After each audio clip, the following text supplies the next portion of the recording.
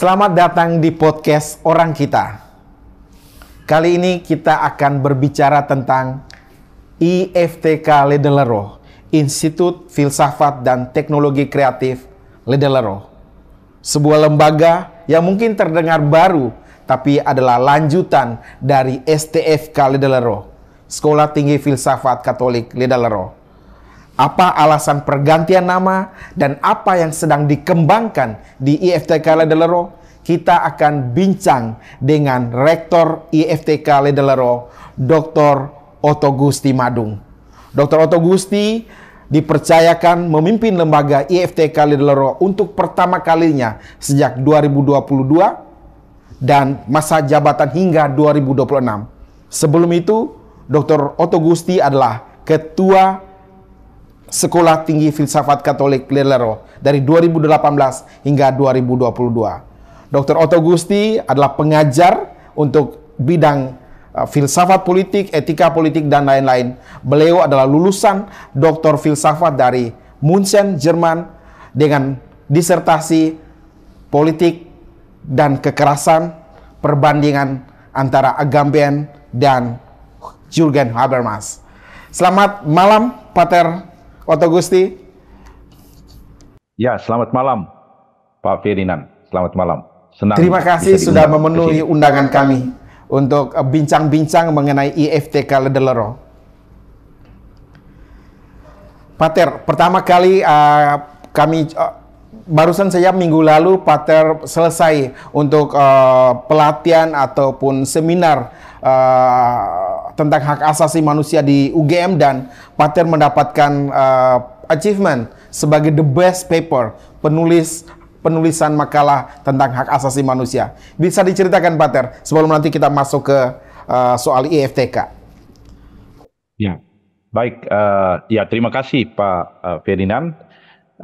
Tanggal 25 sampai 26 Oktober yang lalu, saya menghadiri sebuah konferensi internasional, jadi the Sixth International Conference on Human Rights, dan itu berlangsung di Universitas Gadjah Mada. Topiknya adalah indigeneity and human rights in Asia. Jadi iya, in Asia. Kemudian sebenarnya konferensi ini terbuka untuk umum, terutama untuk para akademisi, lalu para aktivis HAM, dan juga para praktisi HAM dan hukum. Dan setiap peserta boleh mensubmit paper mereka. Jadi saya mensubmit paper saya sudah tahun lalu, jadi 1 tahun sebelumnya.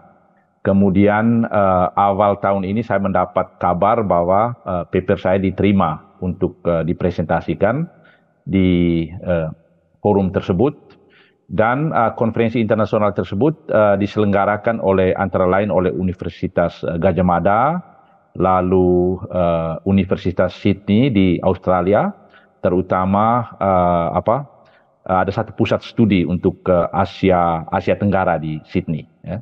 Ada Profesor Michel Ford yang sangat terkenal, dan beberapa bukunya sudah diterjemahkan ke dalam bahasa Indonesia, dan dia adalah ketua tim yang menilai paper-paper tersebut. Lalu ya, kebetulan paper saya itu salah satu paper terbaik ya, dari sekitar 160 peserta yang mempresentasikan papernya, dan saya menulis paper ya dengan judul Human Rights and Views of Catholic Church ya, under Habermas Discourse Theory, Discovering Common Ground in Differences. Ya, jadi saya berusaha untuk membangun argumentasi filosofis tentang validitas dan universalitas hak asasi manusia. Dan paper ini nanti akan, saya kira bulan Desember ini, akan terbit di sebuah jurnal internasional, yakni International Journal of Southeast Asia Human Rights. Ya. Jadi itu saya sudah mendapat notifikasi bahwa paper tersebut akan diterbitkan di sana. Ya, tentu senang ya sebagai pribadi, tapi juga yang jauh lebih penting bahwa paper ini bisa berkontribusi untuk menambah dan memperkaya diskursus tentang HAM di Indonesia. Dan saya senang bahwa aspek filosofis juga mendapat perhatian dari publik dan para akademisi serta pegiat HAM di Indonesia. Ya. Sekali lagi selamat Pater Otto Gusti. Habermas, lagi-lagi Habermas. Bahkan disertasi Pater Otto Gusti benar-benar mengelupas khusus tentang Jürgen Habermas dengan filosofinya. Katanya ketika penulisan disertasi, Pater Otto langsung bertemu dan wawancara langsung dengan Jürgen Habermas. Saya tidak pernah mewawancari Habermas, tapi saya sempat 2 kali menghadiri semacam conference ya yang dia bawakan di München. Kali pertama itu tahun 2000, saya tidak ingat lagi, 2006 saya kira. Ketika dia berdebat dengan waktu itu masih Kardinal Joseph Ratzinger sebagai prefek kongregasi iman, mereka waktu itu berdebat tentang relasi antara agama atau peran agama dalam sebuah negara sekular ya. Kemudian pada tahun 2008 awal dia diundang oleh para Yesuit di Hochschule für Philosophie di München, itu lembaga atau tempat di mana saya studi. Waktu itu dia juga bicara tentang topik yang sama, tentang peran agama dalam masyarakat sekuler, dan saya berkesempatan untuk mendengar dia secara langsung, kemudian juga ngobrol sedikit waktu istirahat, meskipun sebenarnya lebih menarik ya untuk membaca Habermas ketimbang mendengar, karena dia ada kesulitan, dia pernah dioperasi mulutnya, ya, mulutnya dioperasi sehingga ucapan kata dan kalimatnya tidak terlalu jelas, apalagi untuk pendengar yang bukan berbahasa ibu bahasa Jerman kan. Jadi kita harus berjuang untuk mendengar ya. Ya. Jadi siap. Pater ini salah satu dari 100 pemikir sosial politik yang paling tidak dinobatkan oleh LP3ES yang menerbitkan buku Demokrasi Tanpa Demos. Dalam buku tersebut Pater menulis tentang politik dan kekerasan. Bisa diceritakan sedikit mengapa Pater melihat ada unsur kekerasan dalam politik di tanah air? Pak Ferdinand ini ya tahu artikel itu. Jadi beberapa tahun lalu memang saya diundang oleh LP3S, ada Pak Mas Bija di sana, Mas Wijayanto, dia mengundang saya untuk ikut diskusi webinar seperti ini. Kemudian hasil webinar itu diterbitkan dalam buku tersebut. Judul bukunya saya kira Demokrasi Tanpa Demos ya. Dan kebanyakan para penulis sangat kritis dengan tren demokrasi di Indonesia, seperti yang hari ini memang agak terbukti ya bahwa sudah berjalan di luar ini. Dan sewaktu itu saya bicara tentang peran kebenaran dalam demokrasi. Jadi kebenaran dan demokrasi itu sebenarnya pandangan Habermas. Untuk Habermas, jalan untuk mencari kebenaran itu sebenarnya proses yang demokratis ya. Dia bicara tentang teori diskursus untuk menciptakan kebenaran. Misalnya kita ambil contoh misalnya tentang bagaimana para ilmuwan menemukan virus atau obat dari virus COVID-19 ini. Obatnya atau vaksin kan. Itu kan biasanya mereka membuat eksperimen, lalu hasil eksperimen itu dipresentasikan dalam sebuah komunitas akademik, lalu mendapat sanggahan. Kemudian hasil, kalau misalnya dia lolos dalam sanggahan tersebut, maka bisa dipublish di sebuah jurnal internasional, itu dianggap, konsensus itu dianggap sebagai kebenaran. Lalu akhirnya ilmuwan yang lain akan membuat riset yang lebih canggih dan membantah kebenaran yang dianggap sudah mapan. Jadi itu contoh bahwa sebenarnya proses mencari kebenaran itu suatu perbincangan ya. Orang harus berdiskusi secara terus-menerus Dan di dalam demokrasi juga harus ada mekanisme untuk mencari kebenaran. Orang diberi kebebasan untuk berbicara ya tanpa tekanan, dan dengan itu sebuah keputusan politik, sebuah public policy itu diharapkan ya bisa sesuai dengan harapan masyarakat ya. Karena itu Habermas bicara tentang teori diskursus tentang demokrasi kan. Jadi demokrasi yang substansial adalah demokrasi yang dibangun dalam kondisi yang diskursif ya, di mana setiap orang berpartisipasi ya, bebas dari tekanan. Kendati pun tentu ada rambu-rambunya ya. Ada rambu-rambunya. Kita misalnya tidak boleh menghina orang atau menyebarkan berita bohong ya. Tapi biasanya dalam masyarakat yang transparan, berita bohong itu bisa di counter lewat macam-macam pendapat kan ya. Siap. Artinya ruang untuk ruang itu diberikan ya Pak, ruang untuk mendapatkan kebenaran itu diberikan dalam demokrasi, sehingga kemudian masyarakat melakukan diskursus dialektika, sehingga biarkanlah kebenaran itu sebuah proses. Ya, betul ya.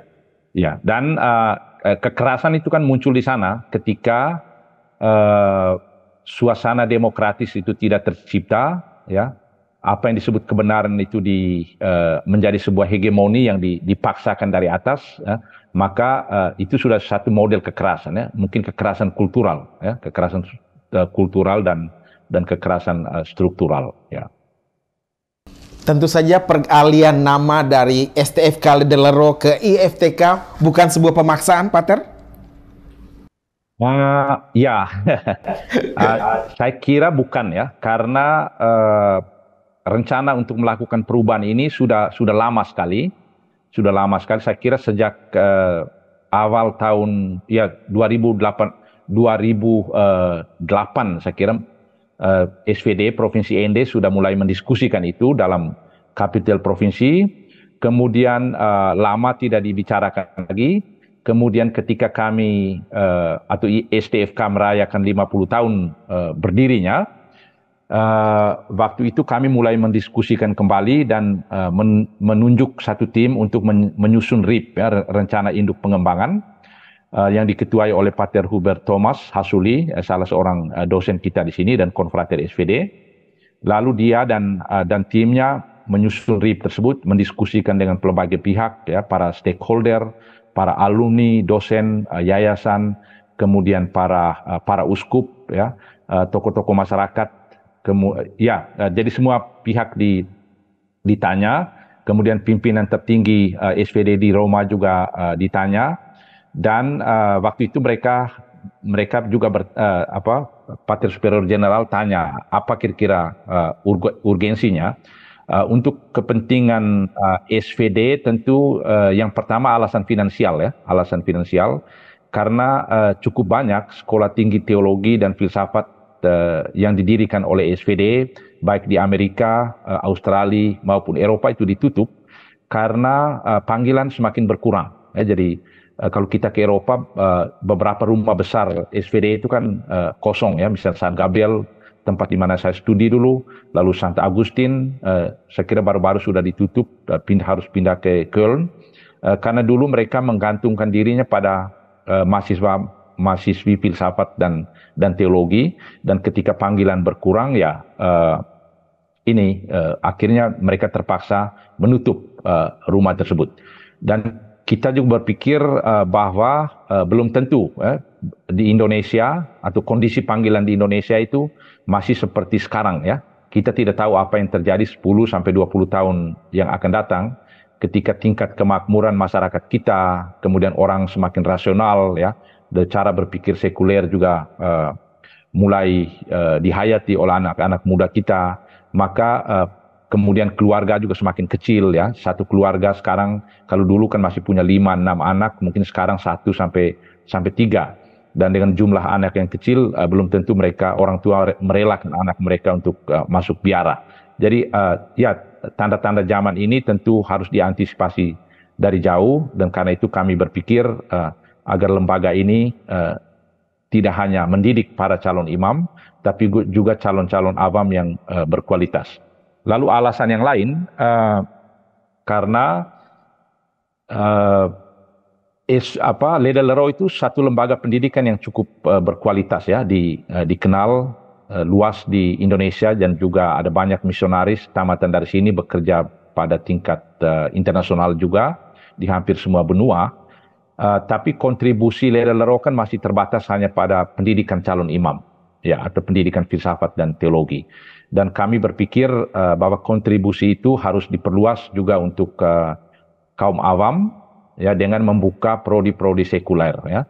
Karena itu pada 2 tahun yang lalu kami membuka 2 prodi baru, yakni prodi kewirausahaan dan prodi desain komunikasi visual ya.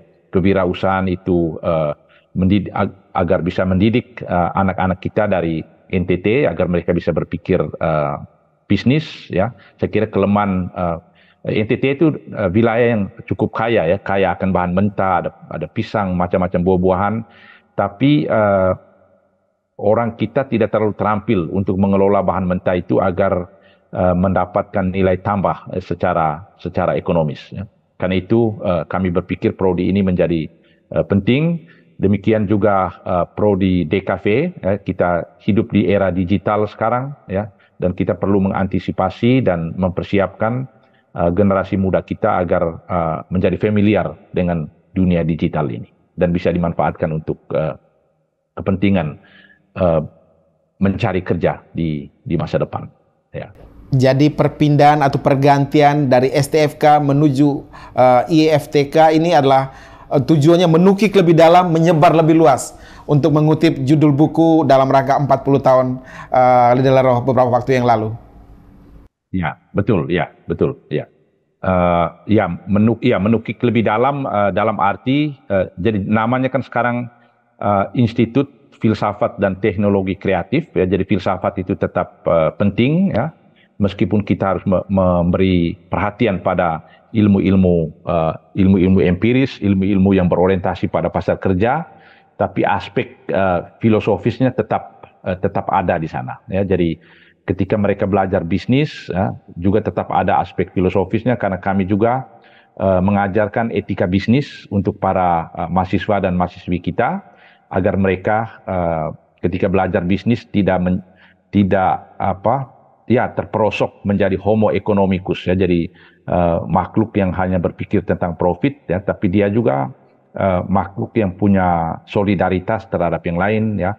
Membangun ekonomi, memaksimalisasi profit, tapi juga harus memperhatikan aspek sosialnya, ya, solidaritas terhadap sesama, lalu dampak terhadap lingkungan hidup, karena kerusakan lingkungan hidup bisa berdampak bagi kehidupan orang lain. Ya. Begitu juga dalam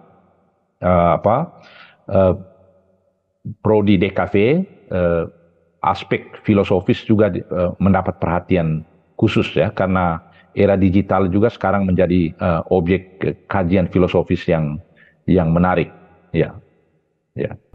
Jadi filsafat masuk ke materi-materi yang atau prodi-prodi yang lebih diminati oleh publik Nusa Tenggara Timur. Artinya dengan kekuatan filsafat yang dimiliki Leda Lero bisa masuk ke DKV, desain komunikasi visual, termasuk urusan pendidikan agama Katolik dan juga tentu saja teologi. Itu harapannya, Pak Ter? Ya, betul ya. Itu harapannya. Tapi lebih dari itu, kontribusi untuk masyarakat NTT, saya kira kita tahu bahwa NTT itu salah satu wilayah asal para migran ya. Jadi dalam beberapa tahun terakhir cukup banyak warga NTT yang berimigrasi keluar, entah ke luar NTT maupun ke luar negeri seperti ke Malaysia, ke Taiwan, dan lain-lain untuk mencari pekerjaan. Tapi sayangnya mereka sebelum berangkat, mereka tidak disiapkan secara baik ya. Bahasa Inggrisnya juga pas-pasan, keterampilannya tidak diberikan, tidak dilatih dengan baik.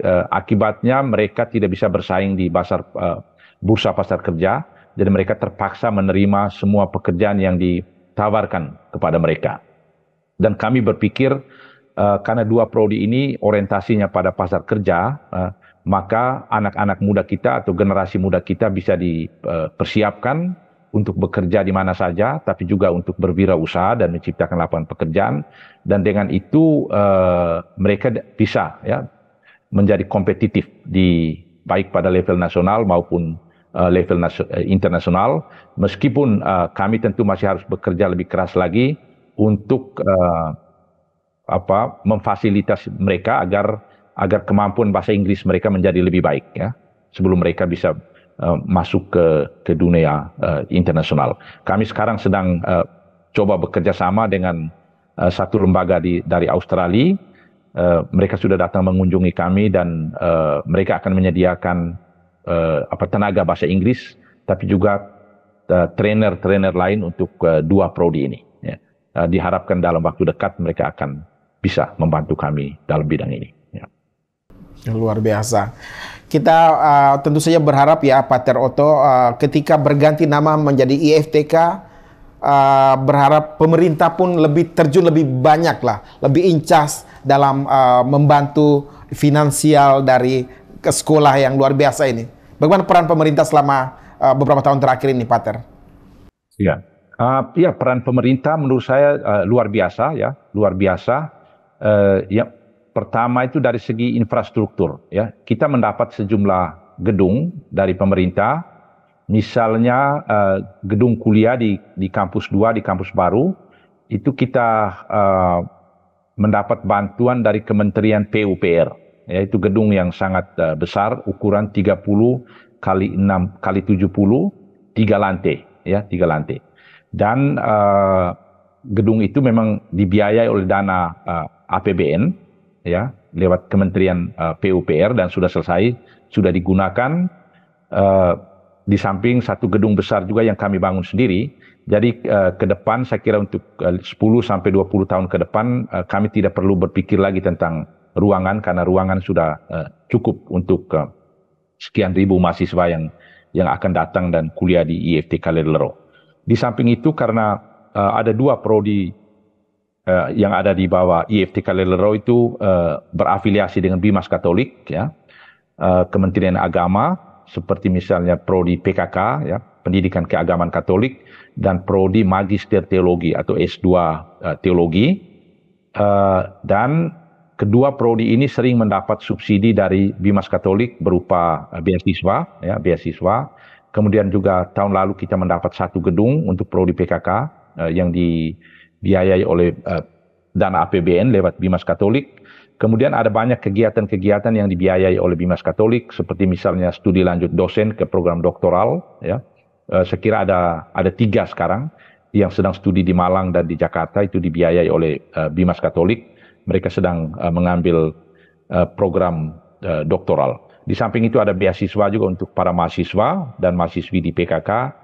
Lalu mahasiswa-mahasiswi filsafat juga punya kesempatan untuk mendapatkan beasiswa KIP, ya, Kartu Indonesia Pintar. Ya. Tapi karena tahun ini kita lagi sedang berubah, ya, sedang mengurus administrasi, transisi institusional dari STFK ke IFTK, maka jumlahnya belum banyak, tapi ke depan saya kira akan lebih banyak lagi.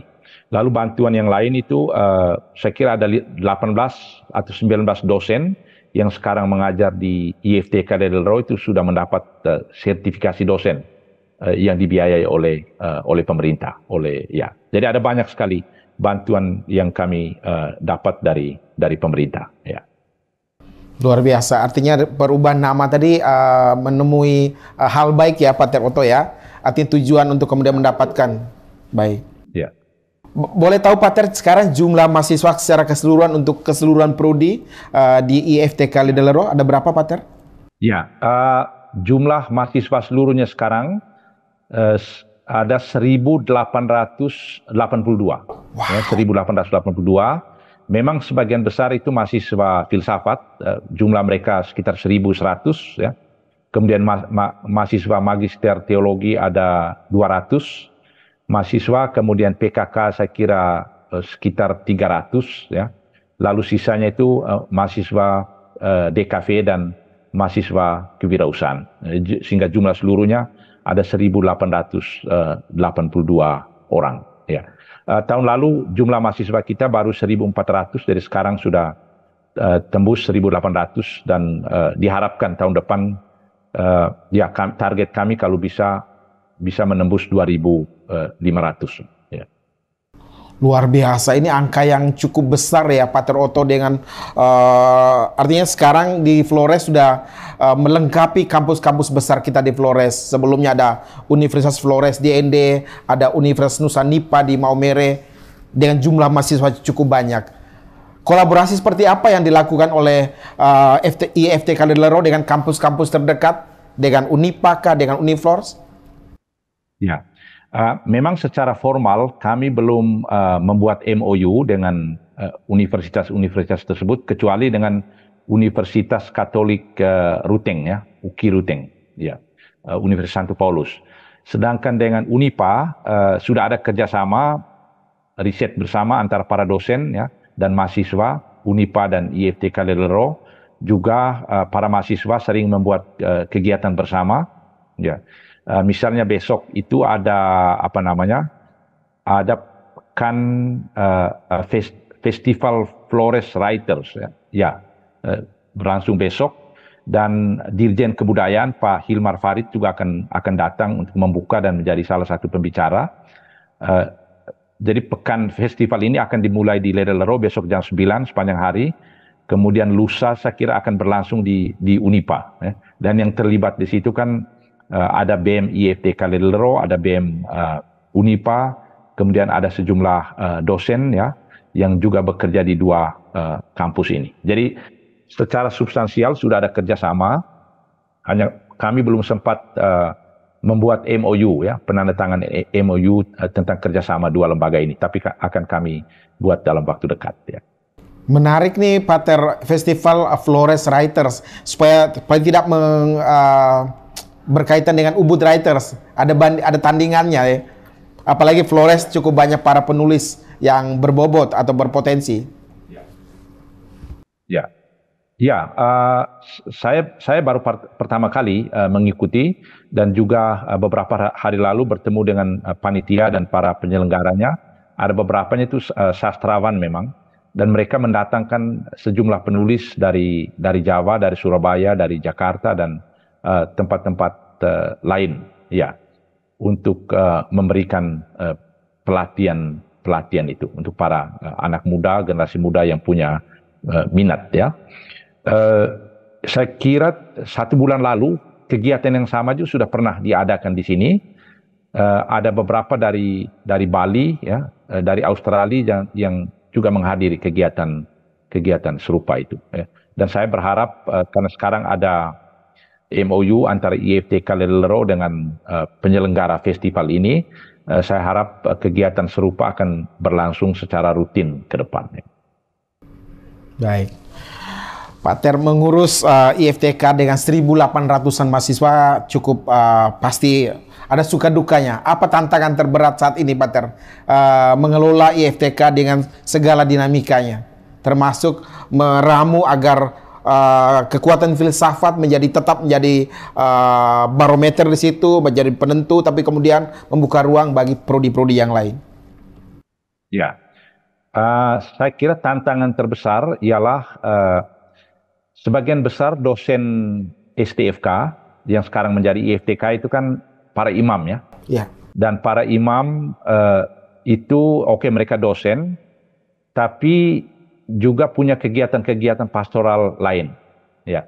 Dan dulu kami bekerja dengan mentalitas seminari, ya. Jadi mengajar para calon imam dan tidak terlalu peduli dengan administrasi, ya. Tapi beberapa tahun terakhir STFK dan sekarang IFTK itu sudah menjadi lembaga publik, ya, dalam arti pemerintah selalu memperhatikan itu, ya, dan juga mengontrol kinerja kami. Misalnya masalah pengisian beban kerja dosen itu kan selalu dievaluasi oleh pemerintah setiap 6 bulan, ya, 6 bulan. Dan kalau BKD-nya atau beban kerja dosennya merah, ya, maka lembaga akan mendapat teguran, ya. Dan kalau mendapat teguran terus, maka dampak negatif bisa berdampak negatif bagi lembaga, ya. Akreditasinya tidak bagus, kemudian bisa jadi akan diancam untuk ditutup juga. Dan ini tentu merugikan mahasiswa dan mahasiswi kita. Jadi perubahan mentalitas itu dari gaya kerja seminari ke cara kerja perguruan tinggi yang profesional, itu yang salah satu tantangan yang cukup besar ya. Lalu tantangan lain, kami juga dituntut untuk mempublikasi hasil riset ya, riset kami dan publikasi di jurnal-jurnal bereputasi baik nasional maupun internasional. Memang sejumlah pelatihan sudah ditawarkan kepada dosen-dosen kami, tapi ini tetap menjadi tantangan. Tapi saya berharap tantangan-tantangan ini bisa dikelola secara produktif ke depan untuk kepentingan lembaga ini. Siap. Katanya untuk uang sekolah atau uang pendidikan di STFK Delerong masih cukup tinggi. Benar, Pater? Anggapan itu atau seperti apa? Ya, betul. Itu tergantung dari prodi mana ya. Prodi filsafat, lalu S2 teologi itu sangat mahal memang. Sangat mahal. Tapi 3 prodi lainnya, prodi PKK, prodi kewirausahaan, dan prodi desain komunikasi visual, uang kuliahnya per mahasiswa hanya 6 juta per tahun. 6 juta per tahun. Itu sangat murah. Iya, murah sekali. Sementara, tapi pertanyaannya bagaimana dengan biaya kuliah yang begitu murah, kami bisa menjalankan proses pendidikan ya. Karena bagaimanapun fasilitas di kampus baru itu sangat bagus. Di situ ada liftnya, AC, kemudian gedungnya juga sangat lux ya. Kemudian kita menuntut atau menagih dari mahasiswa dengan jumlah yang sangat kecil itu. Karena itu biaya untuk ketiga prodi itu masih ditanggung sepertiganya atau diambil dari prodi filsafat dan prodi teologi. Dan ini untuk jangka panjang tentu tidak bagus ya. Karena itu kami berusaha untuk mencari beasiswa juga.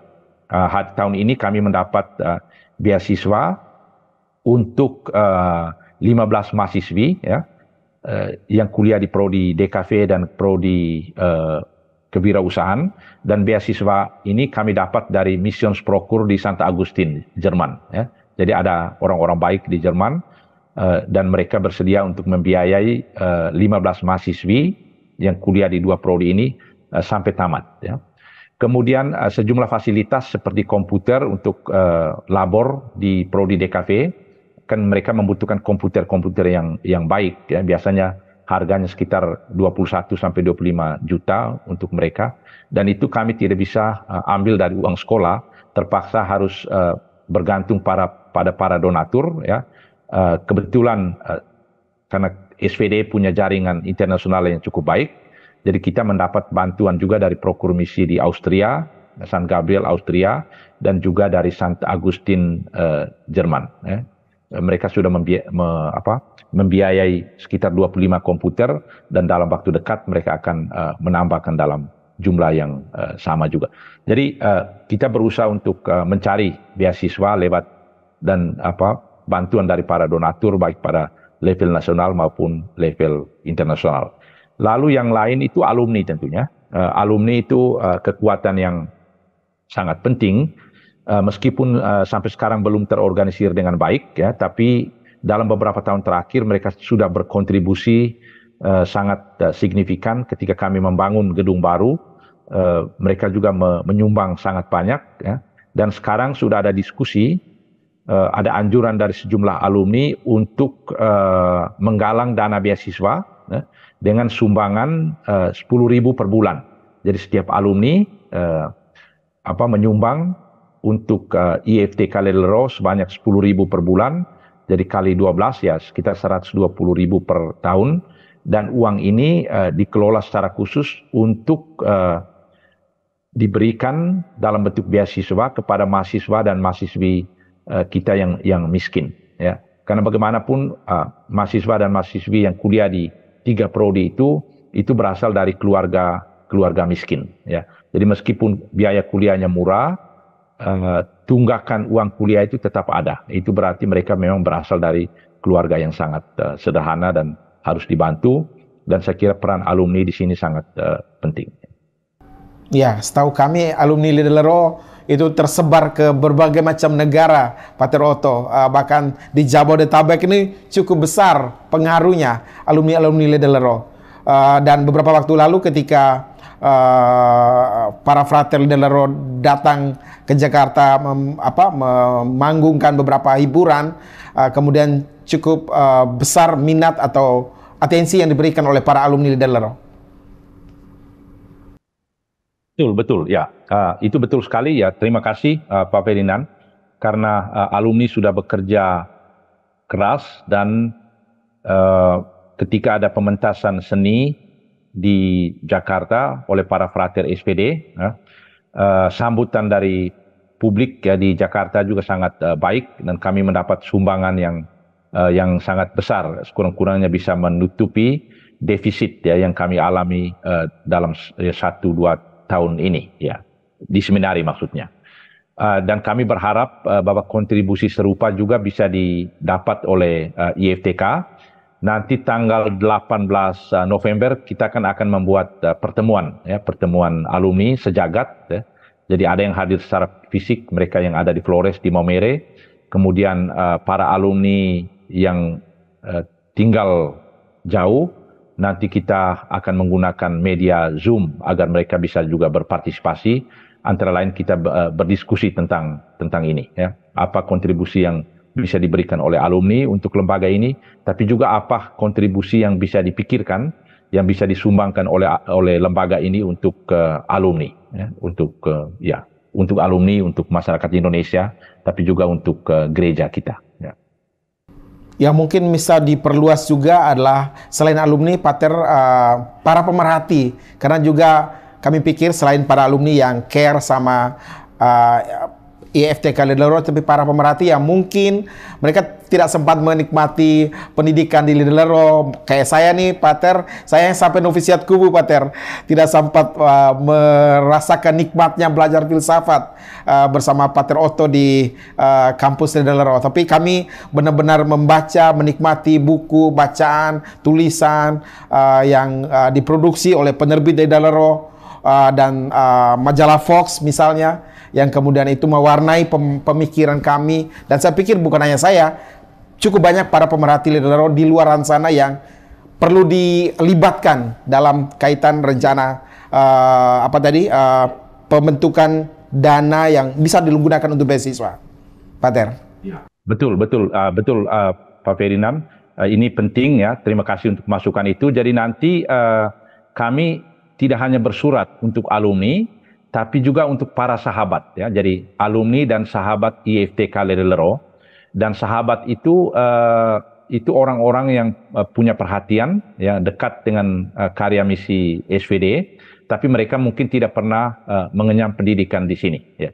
Dan karena pada masa lalu ketika kami membangun gedung baru, sumbangan itu tidak hanya didapat dari alumni, tapi juga dari sahabat-sahabat SVD tadi ya, orang-orang yang mengenal ya, karya misi SVD, dan mereka mau berkontribusi. Jadi nanti oleh karena itu pertemuan itu tidak eksklusif dan tidak tertutup hanya untuk para alumni saja. Ya. Baik, Pater, ada dua lembaga yang paling tidak saya bisa sebut yang basisnya ada di STFK atau IFTK Lidelero, yaitu Penerbit Buku Lidelero dan Pusat Musik Arnoldus.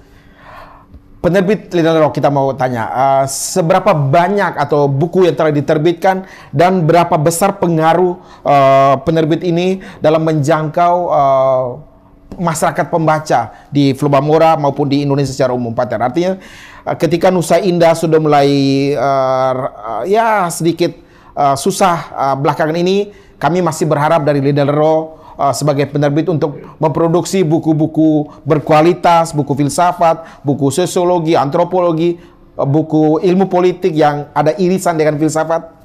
Apa harapan dari dan bagaimana cara Pater mengelola penerbit Lidelero?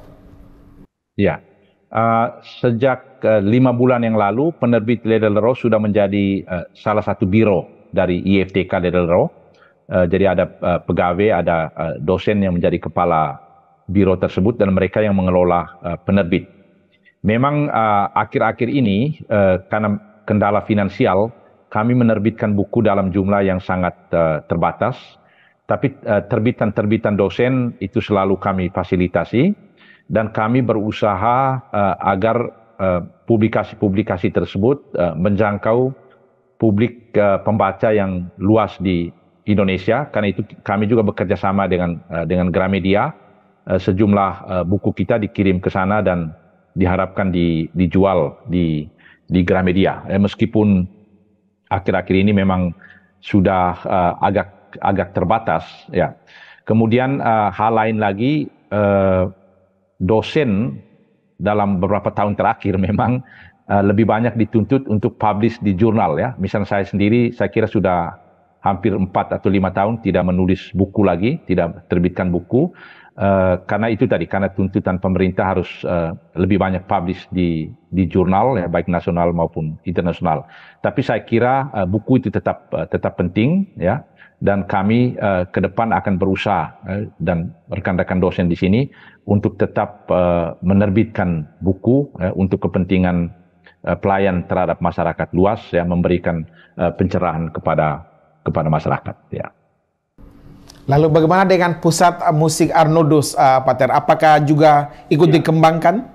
Betul, ya. Pusat musik Arnoldus itu sekarang menjadi bagian juga biro dari IFTK Ledlero. Ada Pak Ter Roland, ya, yang menjadi direktur dari atau ketua kepala biro musik tersebut, ya, dan dia tempari yang melatih dan mendampingi para prater yang ke Jakarta ketika mereka membawakan konser dan kor di Jakarta. Pak Ter Roland dia studi musik, ya, dan dia punya prospek yang sangat bagus ke depan. Kesan saya memang mungkin kendalanya fasilitas, ya.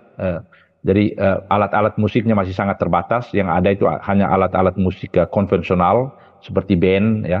Tapi alat-alat untuk konser yang bagus itu belum diadakan. Kami sedang merencanakan itu dan sudah bicara dengan beberapa pihak seperti Bimas Katolik, apakah mereka bersedia untuk mendanai hal-hal seperti ini.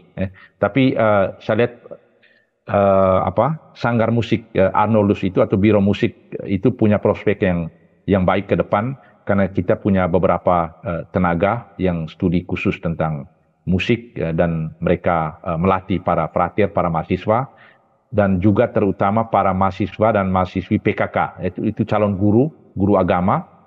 Jadi nanti tamatannya tidak hanya mengajarkan agama, tapi juga mengajar musik, ya, dan diharapkan mereka menjadi fasilitator musik yang baik di paroki-paroki dan di sekolah-sekolah di mana mereka bekerja. Ya. Menarik nih, makin berkembang IFTK yang diharapkan sehingga kemudian makin menjangkau masyarakat atau setidaknya umat di wilayah Flobamora atau di NTT secara umum, ya, Pak Ter. Ya, betul ya. Ya, bukan hanya lewat pekerjaan sebagai imam, ya, tapi juga sebagai awam, ya, awam yang baik, awam yang berkualitas, ya. Seperti yang sekarang sudah ada, ya, tamatan-tamatan kita, mereka bekerja di semua bidang kehidupan, ya, di dalam masyarakat sipil, di media, juga di instansi pemerintahan, di legislatif, ya, di eksekutif juga ada, ya. Jadi diharapkan, ya, tamatan-tamatan kita bisa bekerja di semua bidang tersebut dan juga berkontribusi untuk meningkatkan kualitas kehidupan masyarakat kita. Amin. Pak Ter, ini satu hal kecil mungkin, Pak Ter. Katanya dulu Pak Ter ketika mengajar etika politik misalnya, kadang-kadang menghadirkan para politician dari SIKA misalnya, anggota DPRD ke dalam kelas. Bisa ada ide seperti itu bukan, Pak Ter? Apa tujuan menghadirkan politician langsung ke ruang kelas? Ya, sebenarnya para politisi itu seperti aktivis LSM atau anggota DPRD atau calon anggota DPRD, itu mereka kan misionaris juga, ya. Mereka misionaris awam yang bekerja di bidang-bidang tersebut, ya. Dan penting bagi para mahasiswa dan juga para calon imam untuk mendengarkan sharing-sharing mereka, ya. Bagaimana mereka menerapkan ilmu pengetahuan mereka dalam kehidupan sehari-hari, entah sebagai anggota legislatif, ya, atau sebagai para pegiat LSM, dan juga pada umumnya para praktisi, mereka melihat persoalan dari perspektif yang agak lain ya, dari para intelektual yang mungkin sering hanya berkutat dengan teori. Jadi dengan menghadirkan mereka, mahasiswa mendapatkan gambaran yang cukup komprehensif ya, tentang realitas sosial, tentang persoalan yang mereka sedang geluti. Ya. Oh, luar biasa, Pater. Sebenarnya masih banyak topik-topik yang akan kami bicarakan dengan Pater. Mungkin ada momen tertentu kita akan berbicara khusus tentang politik dengan gereja. Tapi satu Pater, ada anggapan bahwa politik agak sedikit menjauh dari gereja, agak takut gereja menjadi kotor karena ulah-ulah politik.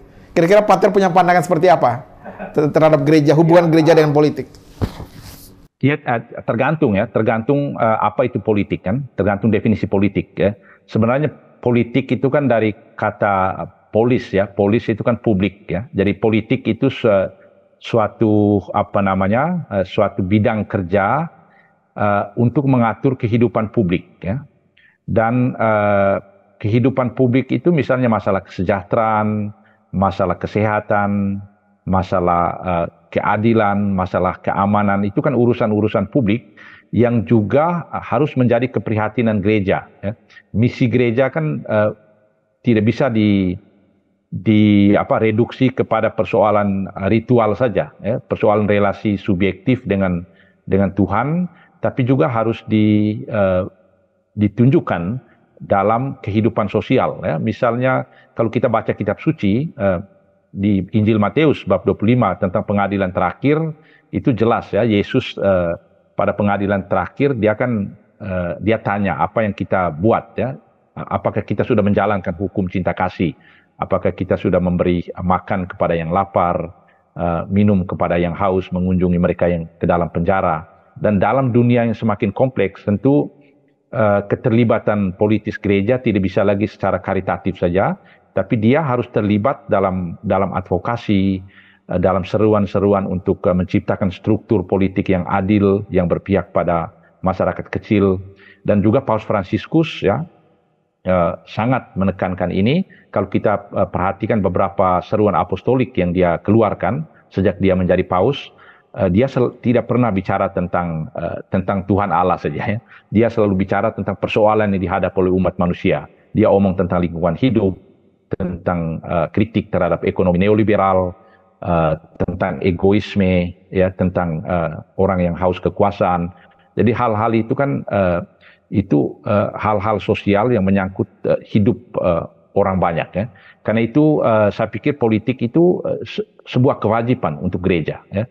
Gereja harus terlibat dalam politik, karena kalau dia tidak terlibat dalam politik, dia akan menjadi korban dari politik tersebut. Meskipun harus diberi catatan,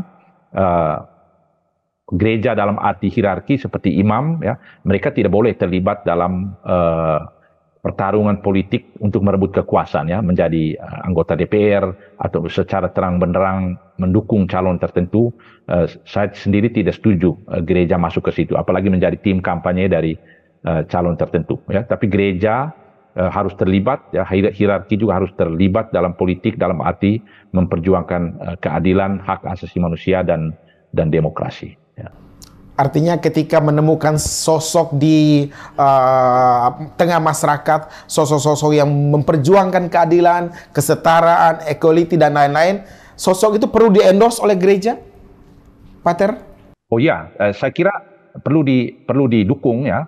Mungkin kita tidak uskup atau pastor tidak perlu menyebut nama memilih ini, tapi sekurang-kurangnya dalam memberi ruang agar orang-orang seperti itu bisa bicara ya, juga di forum-forum yang difasilitasi oleh gereja ya.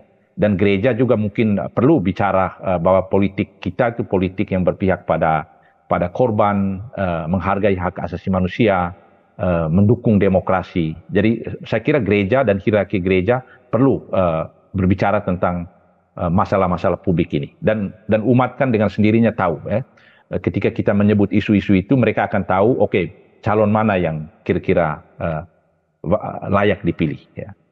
Luar biasa. Terima kasih banyak Pater Otto Gusti. Aduh, salam hormat dari kami. Closing statement untuk publik kita ini, podcast orang kita ini, Pater, saat ini sudah memiliki sekitar 22.000 subscriber dengan tontonan cukup besar beberapa waktu 4 bulan terakhir ini, Pater. Apa yang bisa disampaikan kepada pemirsa podcast orang kita yang segmented, orang-orang dari Nusa Tenggara Timur, orang-orang dari Rubamora, berkaitan dengan pengelolaan IFTK Ledelero? Silakan, Pater.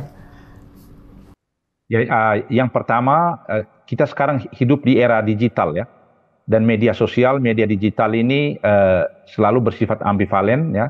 Dia bisa negatif, tapi dia bisa positif ya. Dan saya kira apa yang dibuat oleh Pak Fedi dan teman-teman ini penting untuk memberikan informasi yang benar kepada masyarakat, mencerahkan masyarakat. Kemudian kebetulan hari ini kami dari IFTK Ledelero diberi kesempatan untuk berbicara.